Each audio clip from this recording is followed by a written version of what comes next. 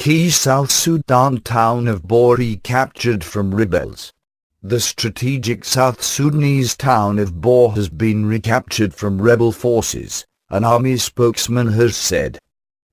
Government forces had defeated more than 15,000 rebel troops in Bor, army spokesman Philip Ager said. There has been no comment from the rebels. Bor, the capital of Jonglei State, has changed hands several times in a month-long conflict that is believed to have left thousands dead. Talks to try to find a ceasefire are continuing in Ethiopia. The conflict between rebel and government forces broke out on 15 December. President Salva Kiir has accused his former deputy Riek Machar of plotting a coup, an accusation he denies. The dispute has seen killings along ethnic lines. Mr. Kiir is a member of the Dinka community, the country's largest, while Mr. Machar is from the newer ethnic group. On Thursday, Ugandan President Yoweri Museveni confirmed his country's troops were now fighting alongside South Sudanese government forces against the rebels. A Ugandan army spokesman said its troops had helped retake Bor. Hundreds of thousands of people have been displaced by the fighting. Malakale attack. Kolega said the fight for Bor had left many dead, without giving figures.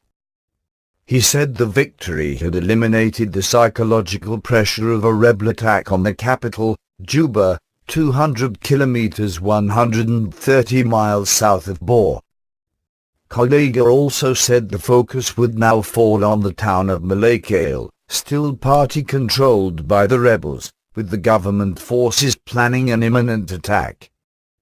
But Kolega admitted maintaining communication with government forces there was difficult. The BBC's Mark Lowen, in Juba, says Bor has changed hands a number of times already, and it is not inconceivable that Riek Machar could mobilize his forces for another assault. Talks to try to agree a ceasefire are continuing in a hotel in the Ethiopian capital, Addis Ababa. There have been conflicting reports about progress in the discussions, but no breakthrough has yet been signaled.